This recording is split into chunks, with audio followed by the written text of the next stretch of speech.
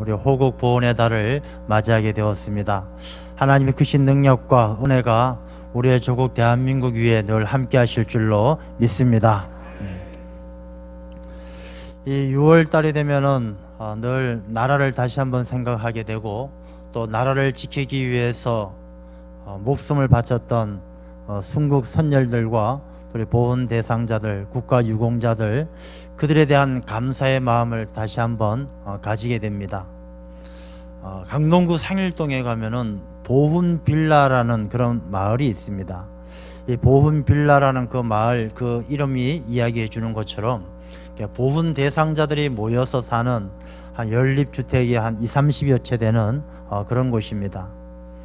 제가 예전에 교구장을 맡았을 때 그곳에 가서 이맘때면은 가정가정마다 이렇게 찾아다니면서 위로했던 그런 기억이 납니다.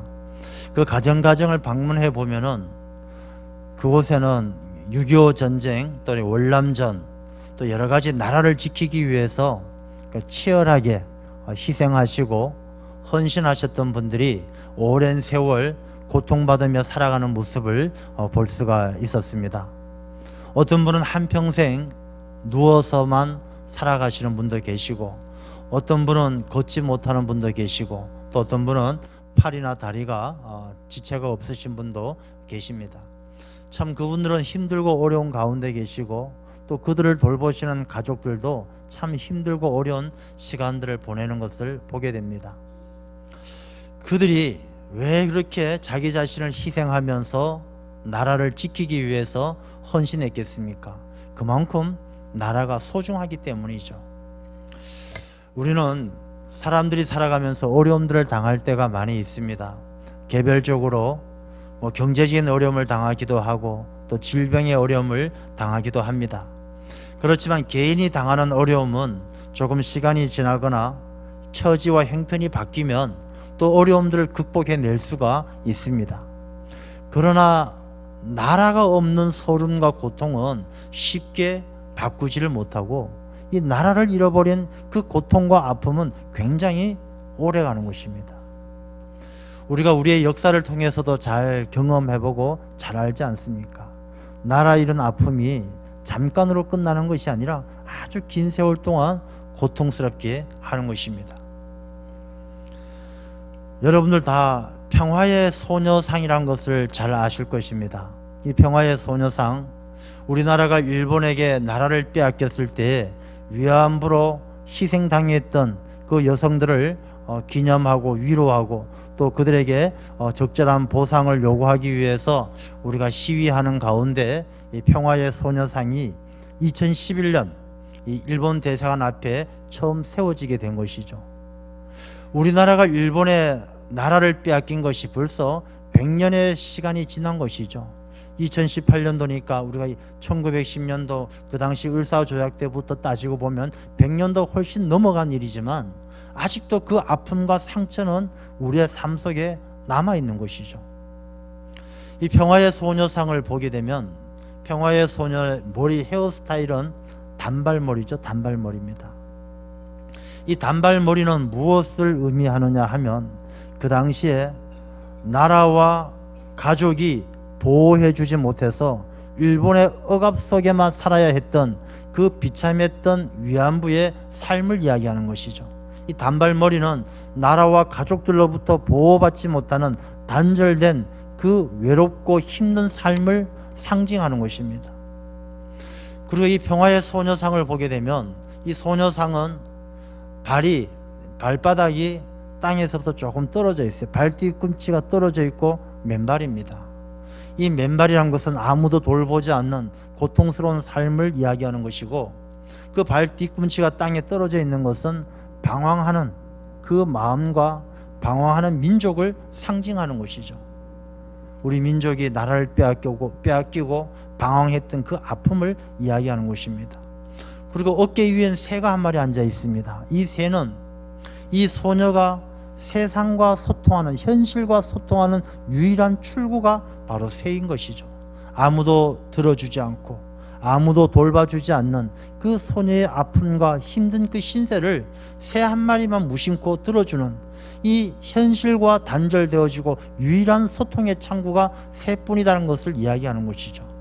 그리고 그 옆에 의자 하나, 빈 의자가 있습니다. 그 빈 의자는 드러나지 않고 이미 돌아가신 분들, 또 이름도 알지 못하는 수많은 희생자들이 있었다는 것을 상징하는 것이 바로 빈 의자입니다.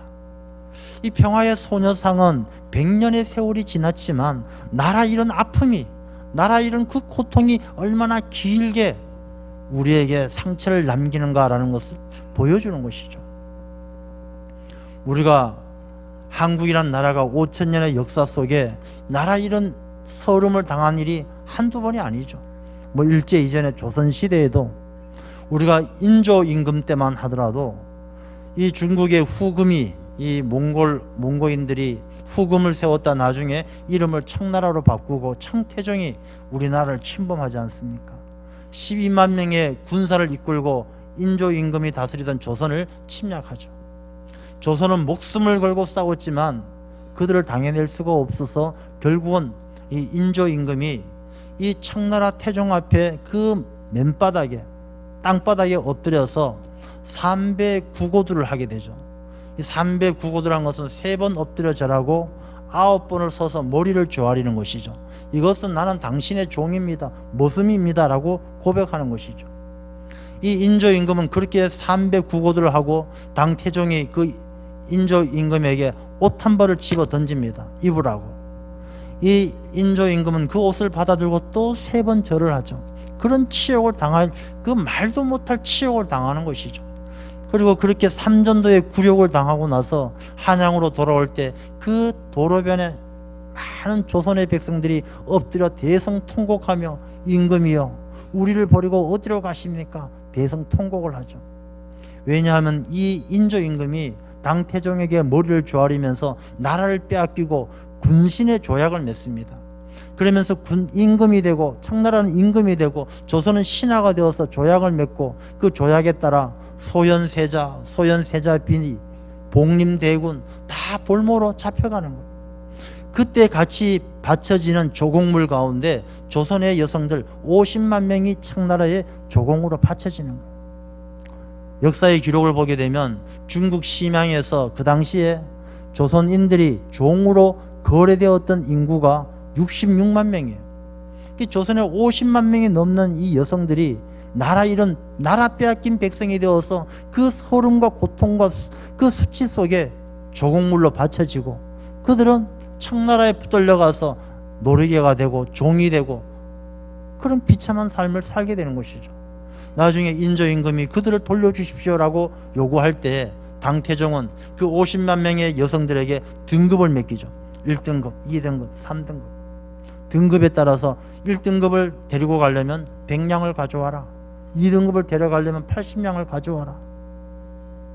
조선의 가족들은 재산을 팔아서 그 여인들을 데리고 오죠. 가족을 데리고 옵니다.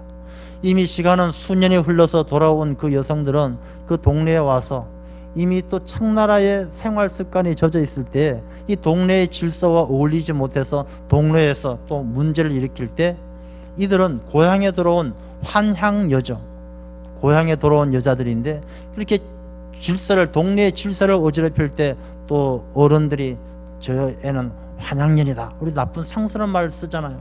그렇게 안 좋은 말을 하게 되죠. 이 여인들은 이미 돌아올 때에 청나라에 불려가서 겁탈당하고 하면서 임신한 여인들도 많았는데 그 아이를 낳았을 때 아비 없는 자식을 호로자식, 오랑캐 늙은이 자식 이렇게 이야기합니다.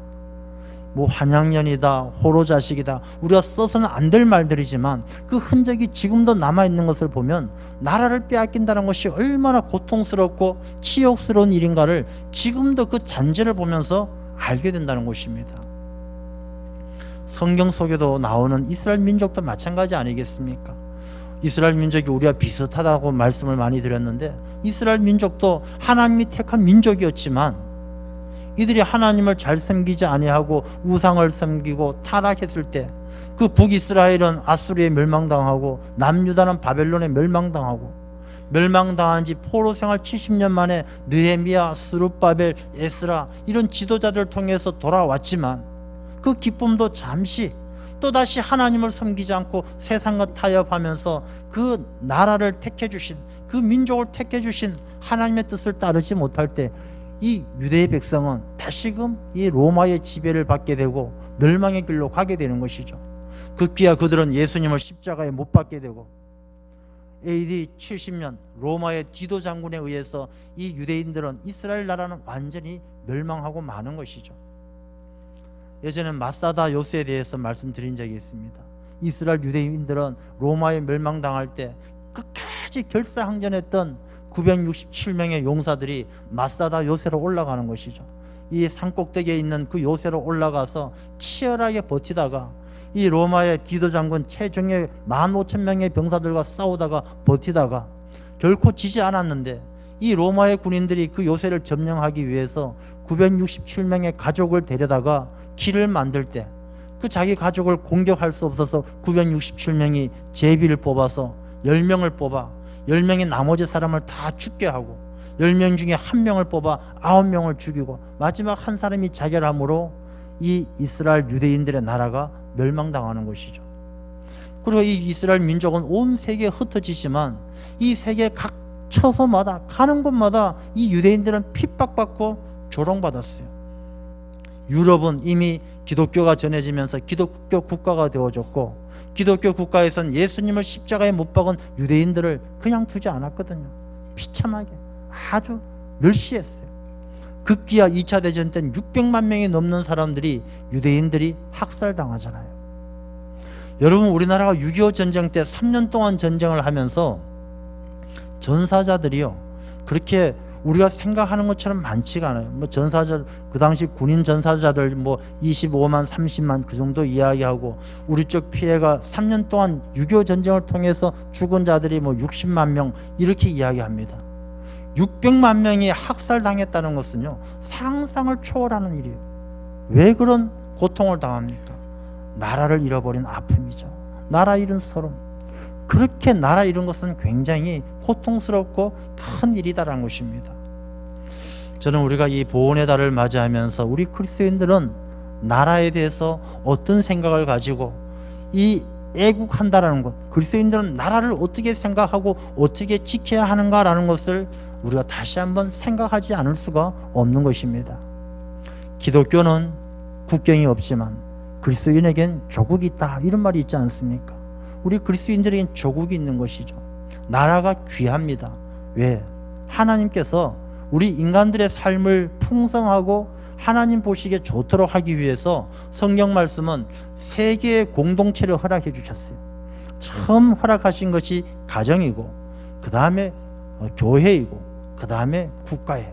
그래서 하나님은 이 국가 왕을 세우시고 이 이스라엘 백성들이 원했지만 하나님께서 국가를 세우는 것을 허락을 해 주신 거예요. 그래서 가정과 교회와 나라는 하나님께서 우리에게 허락해 주신 것이기 때문에 이 가정과 교회와 국가는요 목숨 지켜야 되는 것입니다. 믿음의 사람들은 가정과 교회와 국가를 목숨처럼 소중하게 생각해야 되는 것입니다. 그래서 오늘 본문의 말씀에도 나라는 여호와의 것이요 여호와는 모든 나라의 주제이시다 이렇게 말씀을 하고 있는 것입니다.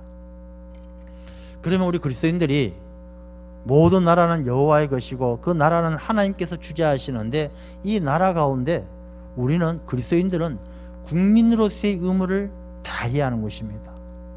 이 국민으로서의 의무를 다한다는 것을 우리가 잘 알아야 됩니다. 이 나라는 누구의 것이라고요?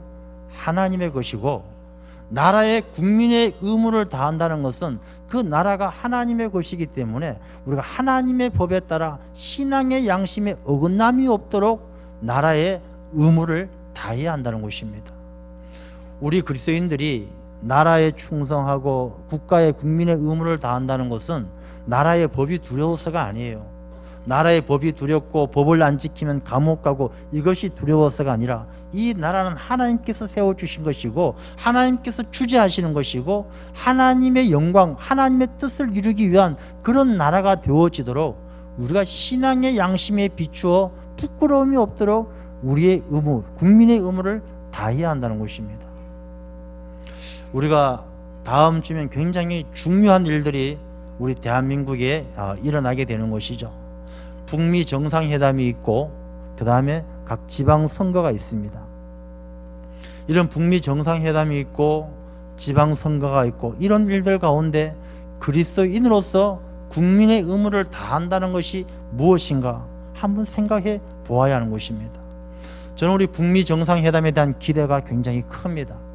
남과 북이 이 기회를 통해서 종전도 선언되어지고 서로 평화를 이루고 통일이 되어서 정말로 좋은 나라, 서로 평화가 이루어지기를 간절히 원합니다. 그렇지만 또 한편으로는 마음에 거리끼는 부분도 있어요. 저는 이제 비핵화와 함께 북한의 체제를 인정해주는 그런 이제 딜이 협상이 이루어지고 있는데, 물론 김정은이나 그 위에 김정일, 김일성 이 3대 세습 체제를 통해서 이 나라 이 민족 가운데 엄청나게 고통을 준 것, 우리 성경 말씀은 원수 갚는 것은 하나님께 있다라고 했으니 그것은 차치하고 그들이 저지른 죄악은 차치하고라도 만약에 김정은 체제를 그대로 둔다라면 과연 우리는 북한의 그 죽어가는 영혼들 그들에게 복음을 전할 수 있을까라는 염려가 생기는 것입니다. 중국과 베트남이 똑같이 이렇게 체제를 인정하면서 이렇게 개방적으로 나가게 되는데요. 중국만 예를 든다라면 우리 김광선 선교사님도 이제 계시지만 선교사로 나가신 분들이요 다 추방당했어요. 우리 노예에서 선교사로 보낸 지가 2년 3년밖에 안 되는데 벌써 추방당해 돌아오는 거예요. 중국 땅의 교회를요, 중국은 포크레인에 와서 교회를 부셔버려요. 지금 중국은 교회를 부셔버리고 한국인 선교사들 몇 달 전만 해도 50명이 동시에 쫓겨나고 선교사를 다 쫓겨나는 거예요. 만약에 북한을 체제를 그대로 인정하는 이런 협상이 이루어지고 평화적인 분위기를 가는 건 좋은데 중국과 똑같이 북한 땅에 복음 전하는 길이 막히지 않을까 두려운 것이죠. 우리가 신앙의 양심을 따라 우리가 국민의 의무를 다한다는 것은요 바로 이런 문제를 놓고 기도해야 되는 것입니다. 우리가 그냥 통일만 되면 되지, 평화만 있으면 되지, 전쟁만 종전되면 되지, 그것으로 끝나는 것은 세상 사람들의 이야기죠. 나라는 하나님의 것이고 하나님이 주재하는 것이기 때문에 이 나라 이 민족이 민족 복음화를 이루어서 북한 땅에 복음이 전해지고 그 영혼을 구원받는 길이 열려질 수 있도록 우리 모두가 다 뜨겁게 기도해야 될 때인 줄로 믿습니다. 그냥 북미 정상회담 하는 거 보고 하나보다 잘 됐으면 좋겠다 여기에서 머무른다라면 이 나라가 하나님의 것임을 우리가 모르는 거예요. 나라와 백성은 오늘 본문의 말씀 모든 나라 모든 백성이 다 여호와께로 돌아오고 주의 앞에서 예배하게 하는 것, 그래서 민족 복음화를 이루어서 이 나라 이 민족이 하나님을 예배하고 하나님을 영화롭게 하는 것, 그것을 위해서 국민의 하나님 나라 백성의 의무를 다하는 것, 그것이 바로 그리스도인의 신앙의 자세인 줄로 믿습니다. 그걸 기도해야 되는 것이죠. 지방선거를 앞두고 있습니다. 물론 이 지방선거를 통해 많은 사람들이 후보가 되어서 나와 있죠.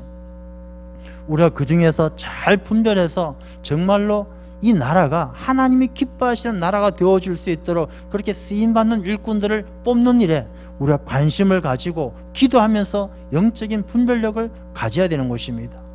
그런데 우리가 그리스도인이라면, 이 나라가 하나님의 것이면, 하나님께서 주재하시는 것이라면, 그것을 믿는다라면 우리가 이런 선거를 할 때에도요, 과연 누가 하나님의 뜻에 합당한가, 하나님께서 누가 기뻐하시는가, 그걸 볼 수 있는 그런 분별력을 가져야 되는 것입니다. 우리 교단은 대한예수교 장로회 통합교단이고, 우리 교단의 대표적인 신학교가 강나루 장로회 신학대학교입니다. 근데 신학대학원에 몇 달 전에 예배를 드리고 나서 예배 드리는데 이 신학생들이, 신학대학원생들이 한 6, 7명이 깃발 들고 들어와서 동성애 합법화를 주장하면서 시위를 벌인 거예요. 이게 신학교 안에 이 동성애 합법화를 주장하는 전도사들이 있다는 것이죠. 물론 소수의 인권을 보호하고 그들을, 약자들을 배려하는 것은 당연한 일이죠. 근데 소수의 인권을 배려하는 것하고 또 그것을 합법화시켜서 드러내놓게 하는 것은 다른 거예요. 우리가 이 나라의 민족을 생각할 때는 이 모든 나라는 여호와의 것이고 하나님께서 주재, 하나님 보시기에 어떤 것이 옳은가를 분별할 수 있는 그런 영적인 분별력을 가져야 되는 것이죠. 우리가 많은 사람들이 고통받잖아요. 소수자들이 동성애뿐만 아니죠. 많은 소수자들이 있어요. 힘들어하고 소외되고 고통받는 자들, 그들을 위해서 우리가 관심을 갖고 사랑을 가지고 배려해 줘야 되는 것은 맞는 일이지만 그들을 위해서 또 다수가 희생할 수는 없는 일 아니겠습니까? 우리가 담배 피우는 사람들 왜 공공장소에 왜 담배를 못 피우게 합니까? 그 사람들도 인권이 있고 담배 피울 자유가 있는데, 그러나 그것이 다수에게 피해가 갈 땐 그것을 자제하게 하고 절제시키는 것은 당연한 것이죠.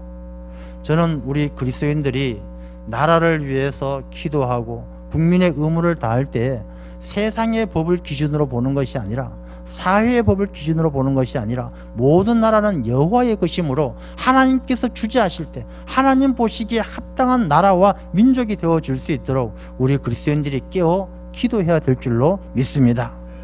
그래서 오늘 본문의 말씀은 모든 나라 모든 민족이 하나님께로 돌아오고 또 주의 앞에 예배할 수 있는 그런 나라, 그런 민족을 만들어 가야 된다는 것을 우리에게 말씀하는 것입니다.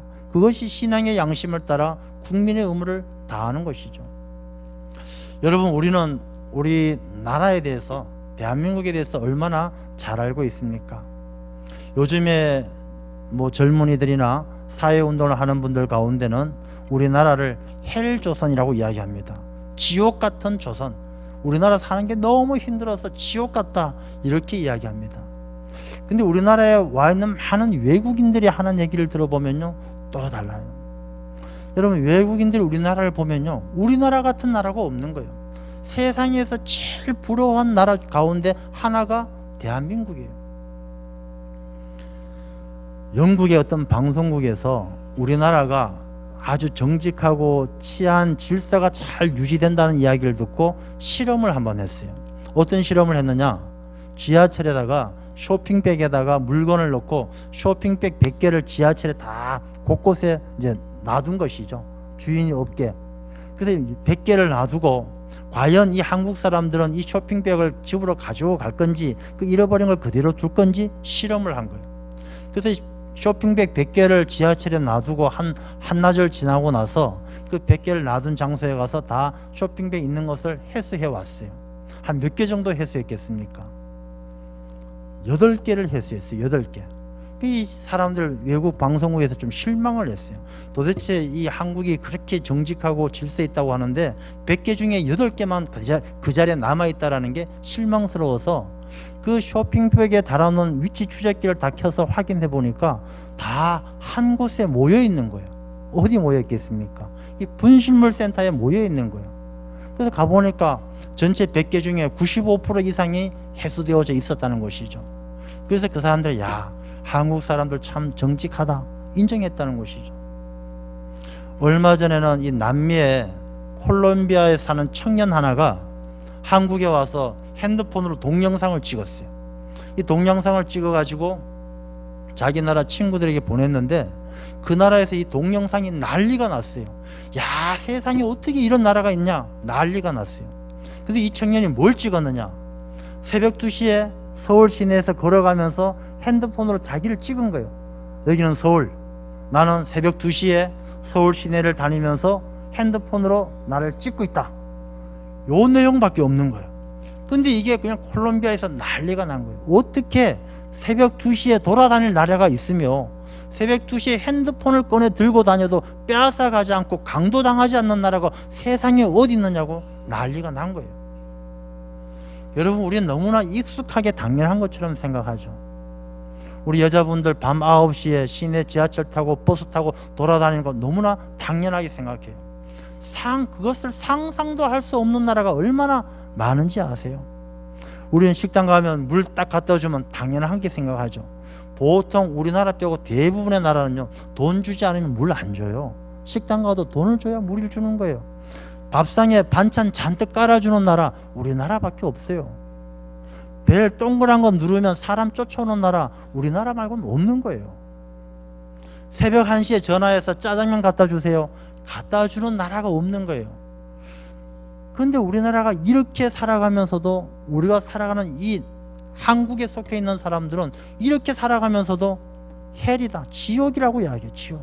아, 세상에 이런 지옥이 어디 있겠습니까? 이 외국인들은 그렇게 이야기하죠. 그런 사람들에게 자기 나라에 가서 한번 살아보라라고 이야기하고 싶다라는 거예요.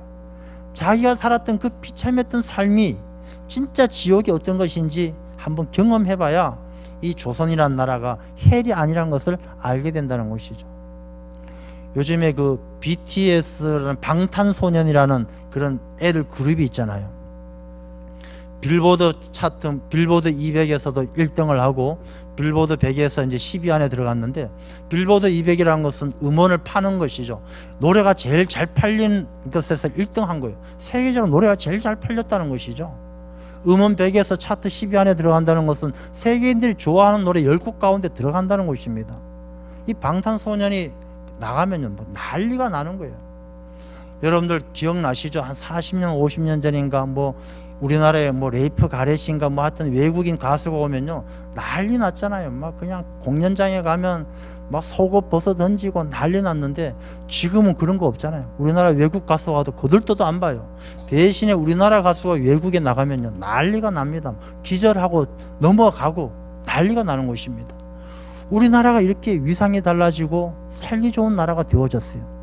근데 우리가 헬조선, 지옥 같다라고 이야기합니다. 근데 여러분, 여기에서 우리나라가 진짜 헬조선이 되지 않기 위해서는 오늘의 말씀을 잘 생각해야 되는 것입니다. 이 나라가 육신을 가진 우리가 잘 먹고 잘 사는 나라가 되기를 원한다라면, 내가 편안하고 내가 즐거운 나라가 되기를 원한다라면 점점점 헬이 되어가는 거예요. 사람들은, 청년들은 취업이 안 된다라고 이야기합니다. 사업하시는 분들은 쓸 사람이 없다라고 이야기합니다.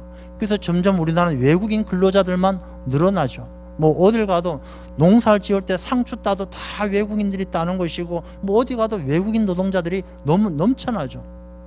한국 사람들은 일자리가 없다고 그러고, 사장님들은 사람이 없다고 그러고. 왜 헬이 됩니까? 내가 편한 자리 찾고, 돈 많이 주는 자리 찾고, 폼 나는 자리 찾고, 자기가 잘 먹고 잘 사는 자리만 찾으니까 점점 사는 게 헬같이, 지옥같이 힘들어지는 것입니다. 모든 나라는 여호와의 것입니다. 하나님은 우리에게 뭐라고 가르치십니까? 거짓말하지 마라, 살인하지 말라, 남의 것을 탐내지 말라. 이 나라는 하나님의 법으로 이루어져야 되는데, 우리가 살아가는 이 시대가 어떻습니까? 거짓말하지 말라 하는데 지방선거에 나오는 후보자들 이야기하는 것 한마디도 믿기가 어려워요. 도대체 저 말이 진짜인지 거짓말인지 분간이 안 될 정도로 거짓말이 난무하는 것입니다. 이웃의 것을 탐내지 말라 했는데 너 건지 내 건지 구분도 없이 남의 것을 빼앗으려고 혈안이 되어 있는 것이죠. 우리가 살아가면서 이 나라가 하나님의 법이 다스려지고 나라가 하나님의 것임을 인정하면은, 우리가 하나님의 법대로 살아가면 우리 이 나라가 얼마나 살기 좋고 아름다운 나라가 되겠습니까? 그런데 육신이 편안하고 육신이 잘되고 육신이 즐거운 것만 추구하다 보니까 점점 헬과 같이, 지옥과 같이 되어가는 것입니다. 여러분, 우리가 이 호국 보훈의 달을 맞이하면서 나라를 사랑하고 나라를 지킨다는 것이 무엇인지 다시 한번 깊이 생각해 보아야 합니다. 여러분, 우리가 돈 많이 벌고 무기 잘 만들어서 나라 지키면 그 나라가 좋은 나라 되겠습니까? 그렇지 않습니다. 나라가 좋은 나라가 되고 아름다운 나라가 된다는 것은, 이 나라는 하나님의 것이고 하나님이 주재하는 것이기 때문에 우리 모든 족속이 하나님께로 돌아오고 하나님에게 영과 진리로 예배하는 예배의 삶이 회복되어지면 바로 그 나라가 행복하고 복된 나라가 될 줄로 믿습니다. 우리 호국 보훈의 달을 맞이하면서 우리 이 나라 이 민족을 지켜가는 것이 북미 회담 잘 되고 돈 많이 벌어서 경제적으로 성장하고 무기를 많이 만드는 것, 그것이 이 나라 이 민족을 위한 것이 아니라 이 나라가 하나님의 것이기 때문에 우리가 하나님께 기도하고 하나님의 말씀대로 살아 북녘 땅에 우리 동포들에게 복음 전하고 우리가 살아가는 이 모든 삶이 하나님이 기뻐하시는 하나님의 뜻에 합당한 삶으로 만들어갈 수 있는 그 일에 우리가 그리스도인으로서 신앙의 양심을 가지고 최선을 다해야 될 줄로 믿습니다. 그래야 이 그리스도인들이 이 나라를 더 든든히 세우고 또 이 나라를 통해서 하나님에게 큰 영광 올려드리는 그 일에 우리 모두가 하나님의 신실한 일꾼들이 되시기를 주님의 이름으로 축원합니다. 기도하겠습니다.